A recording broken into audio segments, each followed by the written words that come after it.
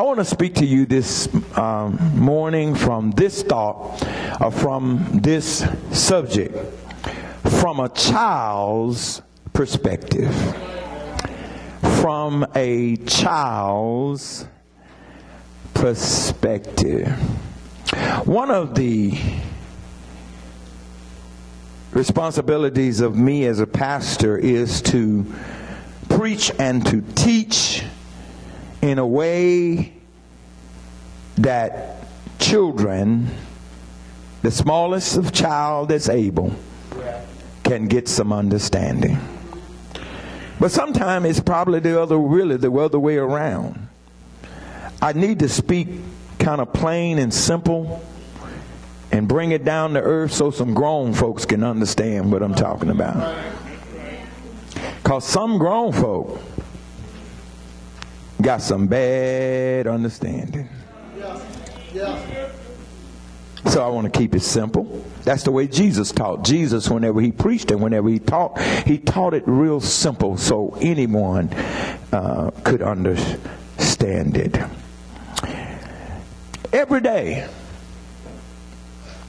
on many of the days of our lives, we all come across situations which seem to be impossible.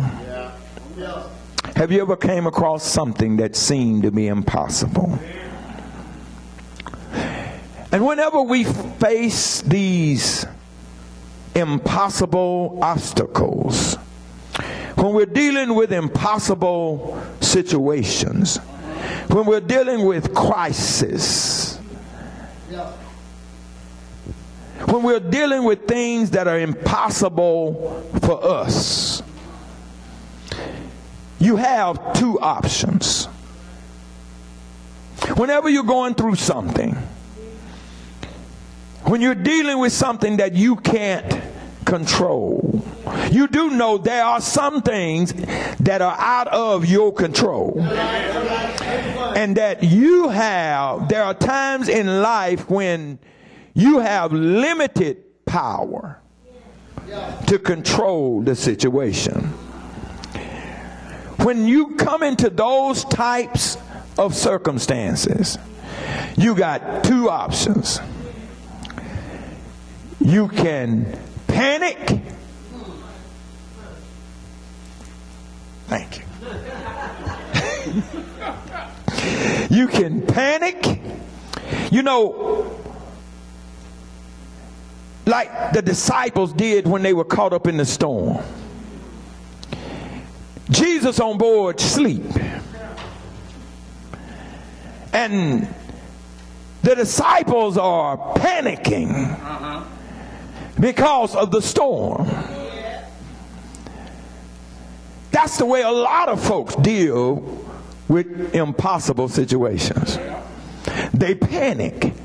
Many of us handle situations like 10 of the 12 spies that spied out Jericho. We look at the size of the situation. We look at the walls, and we look at the situation and the crisis and say we can't do it.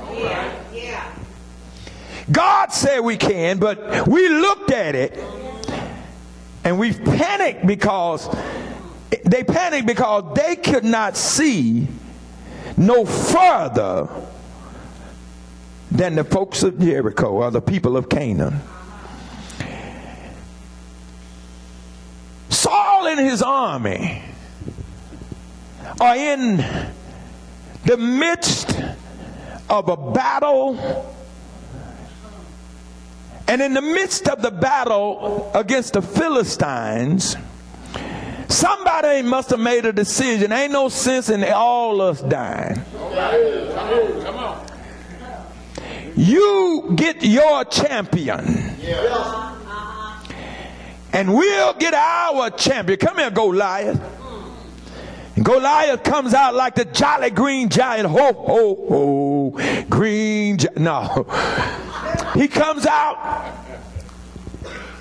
and when the children of Israel, when Saul and the children and the armies of Israel, I'm talking about the armies of the living God, sees sees the size of their problem, they begin to panic. Is there anybody in here that had a problem that was so big that it caused us to panic? Saul and everyone else in his army, all they saw was this, the adults. All these adults saw was a giant. They didn't see anything beyond his height, his weapons, his strength. But David did not see the crisis the same way they saw it. So you can either panic like Saul and the armies of Israel, or you can do like David. And David didn't see the crisis as a crisis. And see, most of us as Christians, the problem with what we're going through is the way we're looking at it. Often Christians panic in times of crisis. You see, some of us, all we see is how big the problem is. Yes, sir.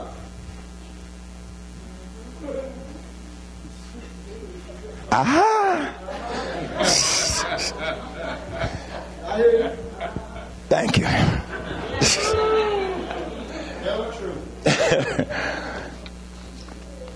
Sometimes all we see is how big the problem is.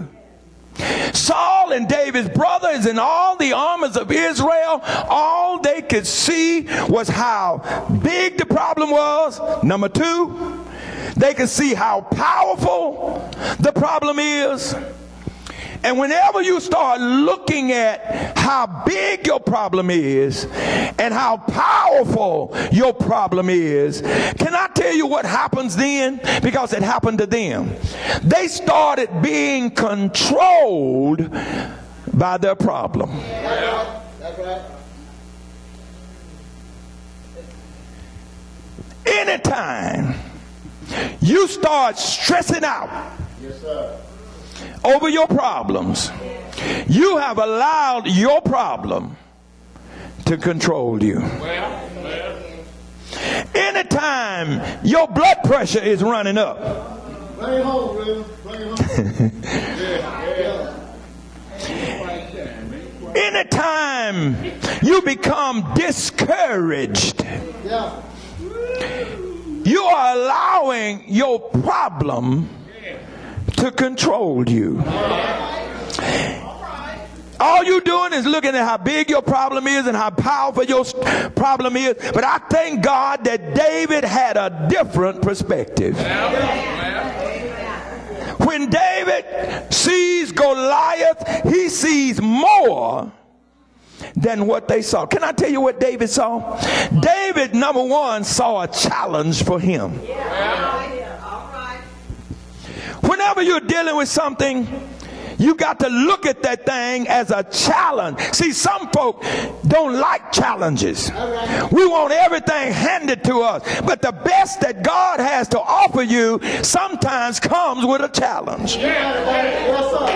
Matter of fact, the majority of the time, what I have found out is that if you're going to get the best and be the best that you can be, you're going to have to overcome some crisis by confronting. You can't run and hide your hand. See, some of us are like ostriches. Y'all know what an ostrich is, don't you? Ostrich, whenever danger comes, he go and stick his head in the ground with all of this him sticking. Come on, boy, come on. You got a lot of believers just like that. They hide, they panic whenever a situation comes up. But I thank God that David said, this ain't nothing but another challenge. And most of all, David didn't look at it just as a challenge for him. He looked at it as an opportunity for God. Oh, can I help somebody here?